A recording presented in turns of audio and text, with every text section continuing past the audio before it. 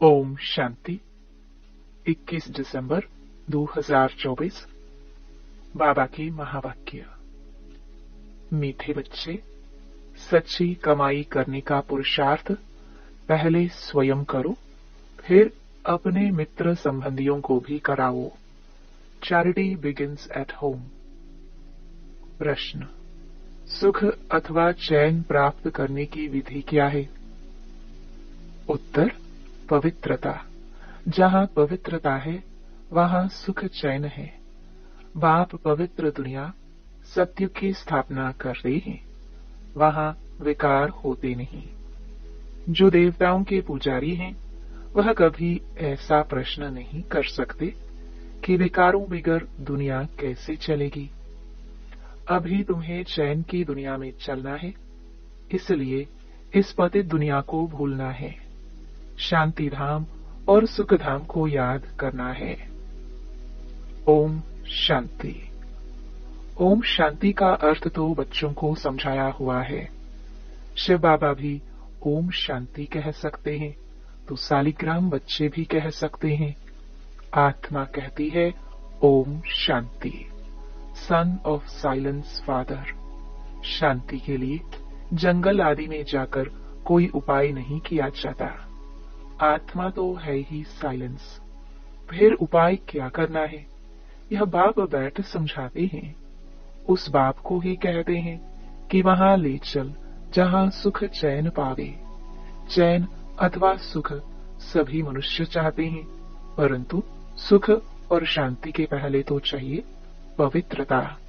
पवित्रता को पावन, अपवित्रता को पतित कहा जाता है।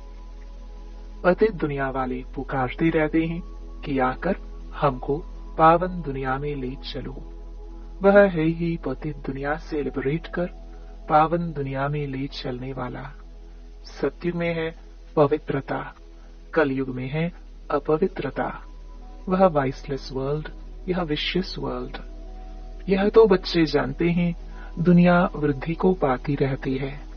सत्युग वाइसलेस वर्ल्ड है तो जरूर मनुष्य थोड़े होंगे। वह थोड़े कौन होंगे? बरोबर सत्युग में देवी देवताओं का ही राज्य है। उसको ही चैन की दुनिया अथवा सुख धाम कहा जाता है। यह है दुख धाम। दुख धाम को बदल सुख धाम बनाने वाला एक ही परमपिता परमात्मा है। सुख का वर्षा जरूर बाप ही देंगे। अब वह बाप कहते हैं दुख धाम को भूलो, शांति धाम और सुख धाम को याद करो। इसको ही मन मनाभव कहा जाता है। बाप आकर बच्चों को सुख धाम का साक्षात्कार कराते हैं, दुख धाम का विनाश कराए शांति धाम में ले जाते हैं। इस चक्र को समझना है। 84 जन्म लेने पड़ते हैं।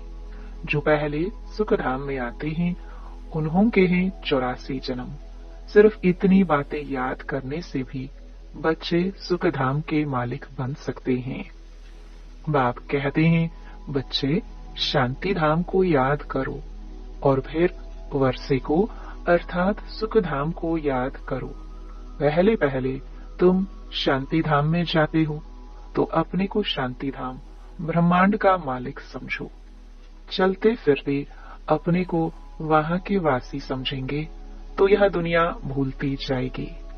सतयुग है सुख धाम, परंतु सभी तो सतयुग में आ नहीं सकते। यह बातें समझेंगे ही वह जो देवताओं के पुजारी हैं। यह है सच्ची कमाई जो सच्चा बाप सिखलाते हैं। बाकी सभी हैं झूठी कमाइयां। अविनाशी ज्ञान रत्नों की कमाई ही सच्ची कमाई कही जाती है। बाकी विनाशी धन दौलत वह है झूठी कमाई। द्वापर से लेकर वह झूठी कमाई करते आए हैं। इस अविनाशी सच्ची कमाई की प्रारब्ध सतयुग से शुरू हो त्रेता में पूरी होती है, अर्थात आधा कल्प भोगते हो। फिर बाद में झूठी कमाई शुरू होती है, जिससे अल्पकाल क्षण भंगुर सुख मिलता है। यह अविनाशी ज्ञान रत्न ज्ञान सागर ही देते हैं। सच्ची कमाई सच्चा बाप कराते हैं। भारत सचखंड था, भारत ही अब झूठ खंड बना है और खंडों को सचखंड झूठ खंड नहीं कहा जाता है। सचखंड बनाने वाला बादशाह ट्रुथ वह है। सच्चा है एक गॉड फादर, बाकी है झूठे फादर। सतयुग में भी सच्चे फादर मिलते हैं क्योंकि वहां झूठ पाप होता नहीं। यह है ही पापात्माओं की दुनिया, वह है पुण्य आत्माओं की दुनिया। तो अब इस छीछी कमाई के लिए कितना पुरुषार्थ करना चाहिए। जिन्होंने कल्प पहले कमाई की है वही करेंगे। पहले खुद सच्ची कमाई कर फिर पियर और ससुर घर को यही सच्ची कमाई करानी है। Charity begins at home.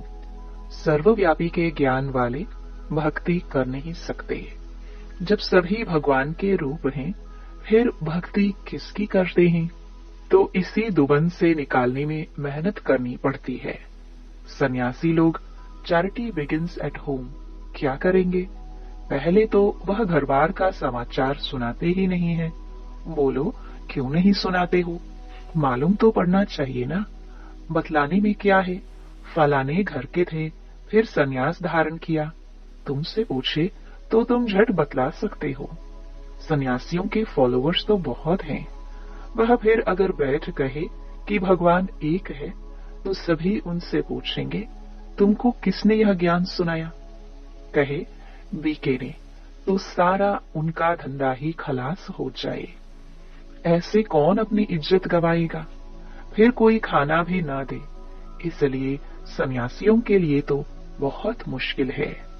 पहले तो अपने मित्र संबंधियों आदि को ज्ञान दे, सच्ची कमाई करानी पड़े जिससे वे 21 जन्म सुख पावे। बात है बहुत सहज, परंतु ड्रामा में इतने शास्त्र मंदिर आदि बनने की भी नोंद है। पतित दुनिया में रहने वाले कहते हैं अब पावन दुनिया में ले चलो। सत्य को 5000 वर्ष हुए। उन्होंने तो कलयुग की आयु ही लाखों वर्ष कह दी है। तो फिर मनुष्य कैसे समझे कि सुखधाम कहाँ है, कब होगा? वह तो कहते ही महाप्रलय होती है, तब फिर सत्युग होता है।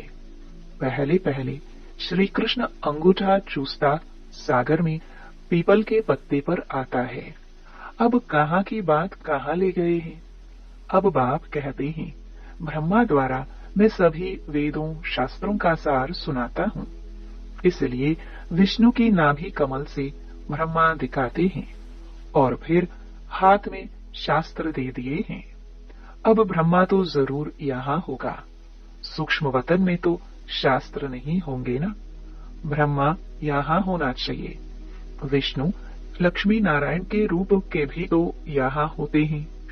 ब्रह्मा ही सो विष्णु बनता है, फिर विष्णु सो ब्रह्मा बनता है। अब ब्रह्मा से विष्णु निकलता, वह विष्णु से ब्रह्मा निकलता। यह सब समझने की बातें हैं, परंतु इन बातों को समझेंगे वह जो अच्छी रीति पढ़ेंगे। बाप कहते हैं जब तक तुम्हारा शरीर छूटे तब तक समझते ही रहेंगे। तुम बिल्कुल ही 100% बेसमझ कंगाल बन पड़े हो। तुम ही समझदार देवी देवता थे, अब फिर से तुम देवी देवता बन रहे हो। मनुष्य तो बना ना सके, तुम सो देवता थे, फिर 84 जन्म लेते लेते एकदम कलाहीन हो गए हो।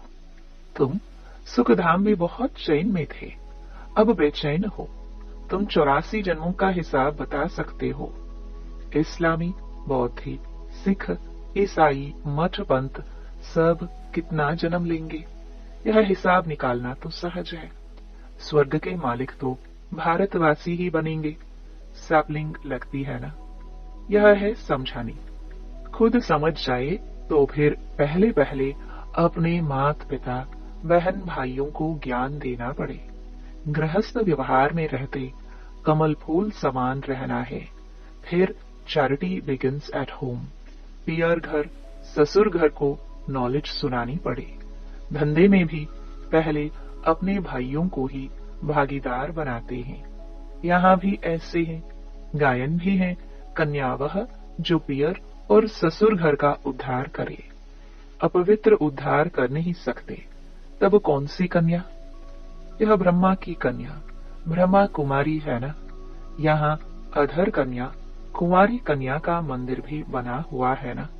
यहाँ तुम्हारे यादगार बने हुए हैं।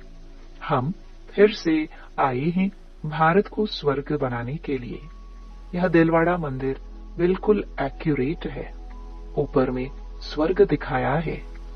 स्वर्ग है तो यहाँ ही राज्यों की तपस्या भी यहाँ ही होती है। जिन्हों का मंदिर है उन्हों को यह जानना तो चाहिए ना।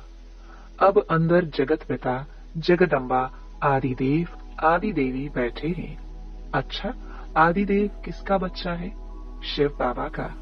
अधर कुमारी कुमारी कन्या सब राज्यों में बैठे हैं। बाप कहते हैं मन मना भव, तो तुम वैकुंठ के मालिक बनोगे। मुक्ति जीवन मुक्ति धाम को याद करो। तुम्हारा यह संन्यास है। जैनी लोगों का संन्यास कितना डिफिकल्ट है। बाल आदि निकालने की कितनी कड़ी रस्म है। यहाँ तो है ही सहज राजयोग। यह है भी प्रवृत्ति मार्ग का। यह ड्रामा में नूंद है। कोई जैन मुनि ने बैठ अपना नया धर्म स्थापन किया, परंतु उसको आदि सनातन देवी देवता धर्म तो नहीं कहेंगे ना। वह तो अब प्रायलोप है। कोई ने जैन धर्म चलाया और चल पड़ा। यह भी ड्रामा में है। आदि देव को पिता और जगदम्बा को माता कहेंगे। यह तो सब जानते हैं कि आदि देव ब्रह्मा है। आदम बेबी एडम ईव भी कहते हैं।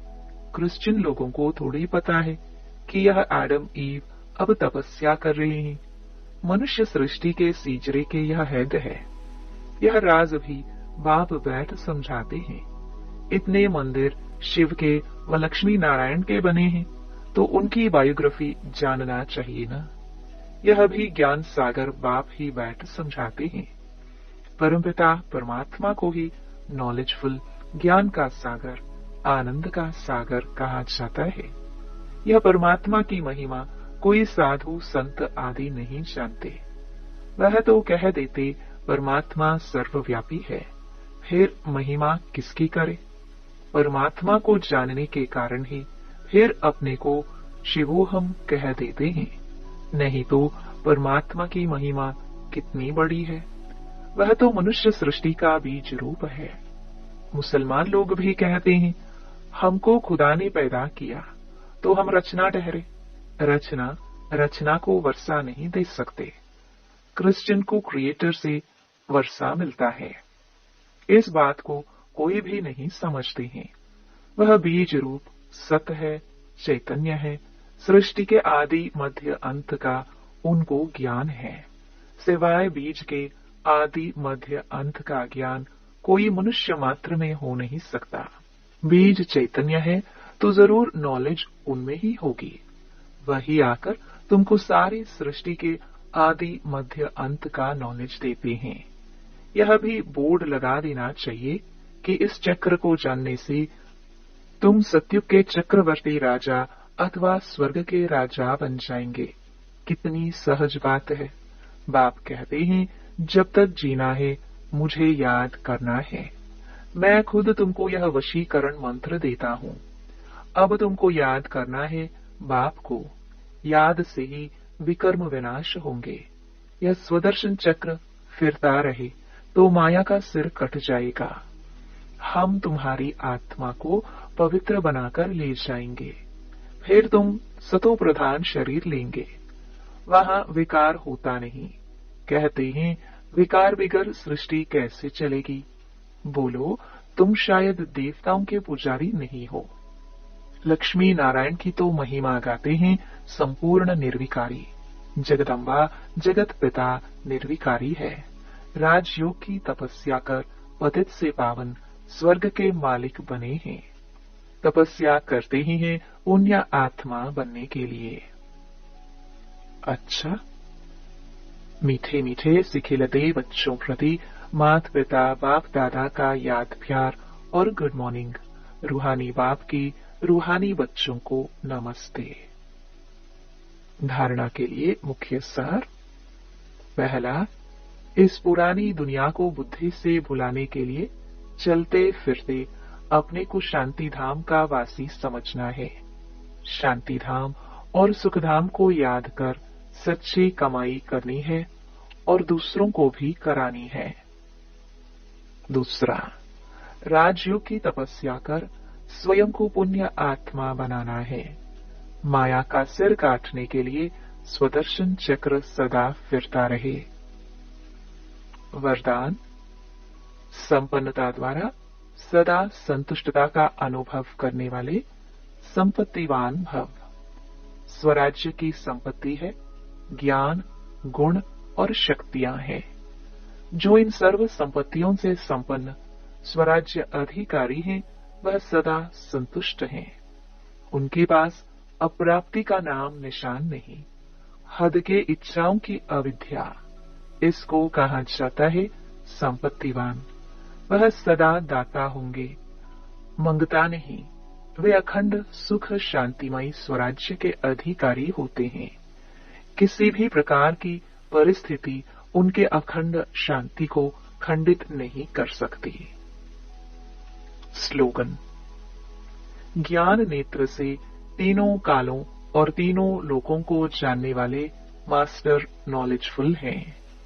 ओम शांति।